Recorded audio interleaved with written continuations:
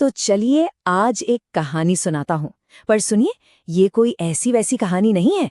ये तो हमारे गांव की, आप समझिए, आत्मा है।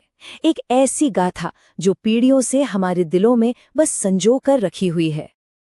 ये कोई आम किस्सा नहीं है। नहीं, ये तो हमारे समुदाय की नींव है। एक ऐसी कहानी जिसने हमें सिखाया कि असली सम्मान और त्याग का मतलब असल में होता क्या है।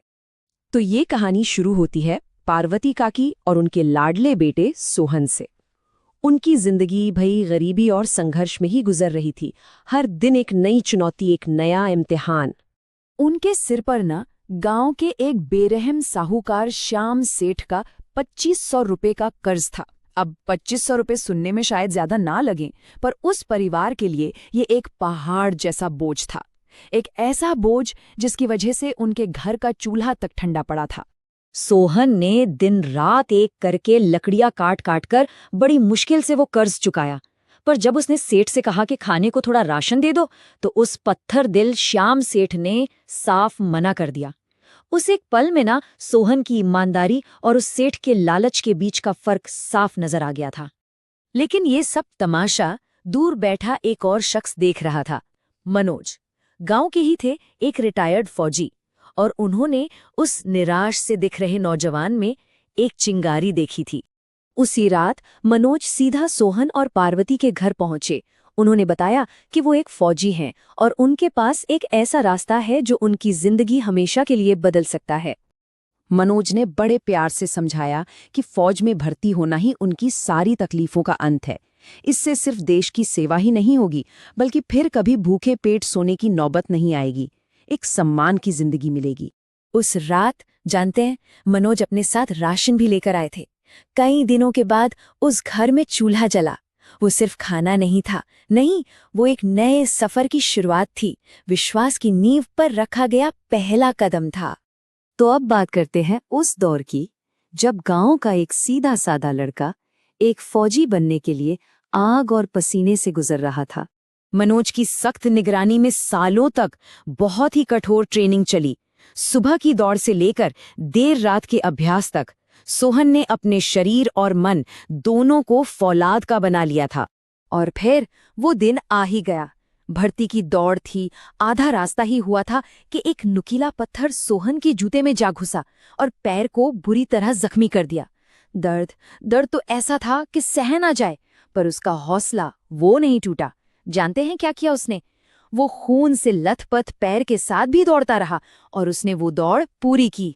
जब सोहन पहली बार वर्दी पहनकर घर लौटा, तो क्या बताऊं, पूरे गांव का सिर ना गर्व से ऊंचा हो गया था। वो अब सिर्फ पार्वती काकी का बेटा नहीं था, वो भारत माँ का सिपाही था। जब वो आखिरी बार छुट्टी पर घर आया था, तो पार्वती काकी ने कितने सपने देखे थे।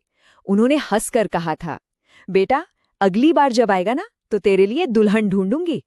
लेकिन किस्मत को शायद कुछ और ही मंजूर था। कुछ ही महीने गुजरे थे कि खबर आई, एक आतंकवादी हमले में देश की रक्षा करते हुए सोहन शहीद हो गया। उसने अपना वादा निभाया था, भारत माँ की सेवा का वादा।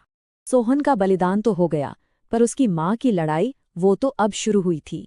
ये लड़ाई थी अपने बेटे के सम्मान को जिंदा रखने की। कैप्टन अमरेंद्र सिंह और सेना ने पार्वती काकी को अकेला नहीं छोड़ा। उन्होंने गांव के बाहर एक पुराना बंद पड़ा होटल उन्हें दे दिया, ताकि वो अपना गुजारा कर सकें और अपने बेटे की याद को, उसकी विरासत को आगे बढ़ा सकें। मनोज और पार्वती ने मिलकर उस जगह को शहीद ढाबा नाम दिया और ढाबा चल निकला, बहुत अच्छा चलने लगा। पर ये बात गांव के भ्रष्ट सरपंच कौड़ीलाल और जमींदार कल्लन सेठ की आंखों में चुभने लगी। उनका लालच उन्हें अंधा बना रहा था। उन्होंने गुंडे भेजकर ढाबे पर हमला करवा दिया। उस हमले में पार्वती काकी भी घायल हो गई, और जब वो मदद के लिए पुलिस के पास गए, तो बिकी हुई पुलिस ने उनकी शिकायत तक लिखने से मना कर दिया। उस पल तो लगा जैसे सारी उम्मीदें ही खत्म हो गई हैं। पर मनोज ने अभी हार नहीं मानी थी। उन्होंने आखिरी बार मदद के लिए फोन घुमाया, लेकिन इस बार पुलिस को नहीं, सीधा सेना को। अगली सुबह गांव ने जो नजारा देखा वो इतिहास में दर्ज हो गया। सेना के 2 बड़े बड़े ट्रक धूल उड़ाते हुए गांव में आए। भारतीय सेना अपने शहीद साथी के सम्मान की रक्षा के लिए लौट आई थी। कैप्टन अमरेंद्र सिंह ने उस सरपंच और जमींदार को सबके सामने बुलाया और फिर उन्होंने जो कहा उसे सुनकर हर किसी का सीना सेना के सम्मान में और भी चौड़ा हो गया।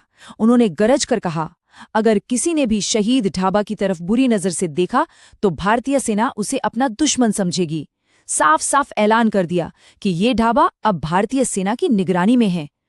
उस दिन के बाद से वो शहीद ढाबा सिर्फ एक ढाबा नहीं रहा, वो सोहन के बलिदान का, उसकी मां के अटूट संघर्ष का और एक सैनिक और उसके देश के बीच के गहरे रिश्ते का एक जीता जागता स्मारक बन गया। ये कहानी हमें यही तो याद दिलाती है कि एक बेटे ने देश के लिए अपना सब कुछ बलिदान कर दिया, पर एक मां ने उस बलिदान को अमर बना दिया। ये सोहन और पार्वती काकी की गाथा है जो हमारे दिलों में हमेशा हमेशा जिंदा रहेगी। आपसे अनुरोध है कि इस चैनल को लाइक, शेयर, कमेंट और सब्सक्राइब करें। साथ ही बेल आइकन भी दबाएं। धन्यवाद।